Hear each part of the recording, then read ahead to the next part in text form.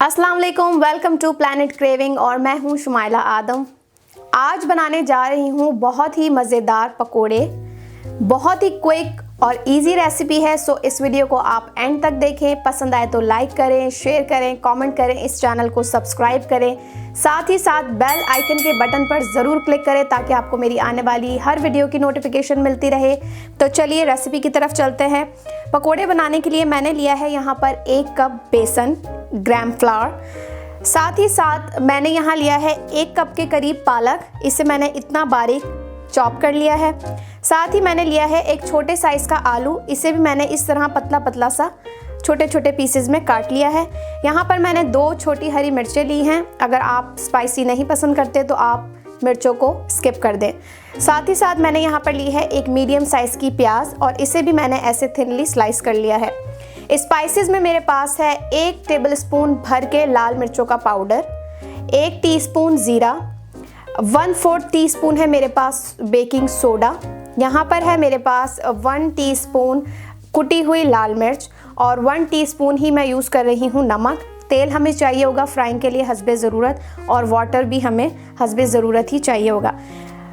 बेसन में सबसे पहले आपने सोडा ऐड करना है, क्योंकि पकोड़े जो है, जो फूले फूले और क्रिस्पी पकोड़े जो आपने कभी खाए होंगे, वो हमेशा उनमें सोडा होता है। इस वजह से पकोड़े जो है हमारे बहुत क्रिस्पी बनते हैं।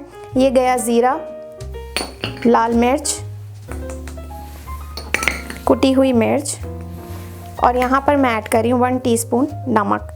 इन तमाम स्पाइसेस को अच्छे तरीके से मिक्स करके अब हम इसे फेंट लेंगे अच्छा सा। थोड़ा थोड़ा करके पानी डालें। बहुत ही जल्दी बन जाता है, ये बहुत ही क्विक रेसिपी है और तकरीबन सबको ही पकोड़े बहुत पसंद होते हैं। तो ये देखें, बस अच्छे तरीके से ये देखें, ये कंसिस्टेंसी इसकी बेसन की, क्योंकि अभी इसमें प्याज, पालक भी जानी है, आलू भी जाना है, तो उसका भी पानी होगा। लेकिन क्रिस्पी पकोड़े बनाने के लिए बेसन का पतला होना ज़रूरी है। बहुत ज़्यादा गाढ़ा बेसन होगा जो मतलब थोड़ा सा हार्ड होता है, तो उससे आपके क्रिस्पी पकोड़े नहीं बनेंगे। तो बेसन की कंसिस्टेंसी आपको ये चाहिए, और इसको आप रेस्ट ज़रूर दें 15 मिनट्स का, क्योंकि हमने इसमें सोडा ऐड किया है। अगर आपके पास टाइम नहीं है तब आप सारी चीज़ें एक साथ डाल के और फिर फ्राई करना फ़ौरन शुरू कर दें, अगर आपने क्विकली बनाने हैं और चाय के साथ या किसी मेहमान के लिए बनाने।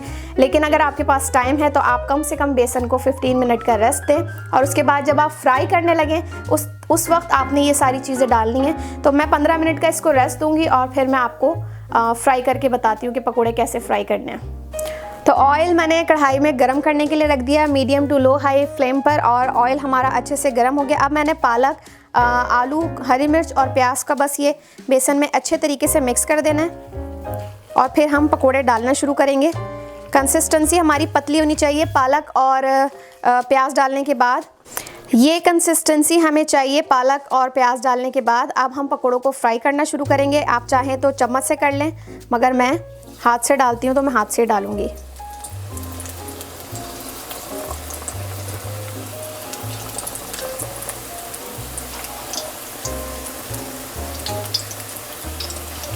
पकोड़ों को डालने के बाद 3 मिनट तक हमने इसमें बिल्कुल भी चम्मच नहीं चलाया। ये देखें, इस तरह से लाइट ब्राउन से कलर आना इस पर शुरू हो गए। अब हम इसको किसी भी बड़े चम्मच से या टोंग से इसको पलट देंगे, और फिर दूसरी साइड से भी हम इसको 2 से 3 मिनट तक पकाएंगे, ताकि ये अच्छे से दोनों साइड से अंदर से भी पक जाएं और इसका जो एक खूबसूरत सा ब्राउन कलर होता है क्रिस्पी सा, वो भी आ जाए। तो बस इसे पलटें और 2 मिनट के लिए फिर छोड़ दें।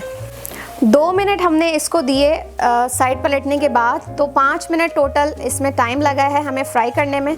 और ये हमने बस 2-3 मरतबा इसको इस तरीके से आहिस्ता आहिस्ता चला लेना है, ताकि अगर कोई साइड कहीं से रह भी गई हो तो वो भी अच्छे से फ्राई हो जाए।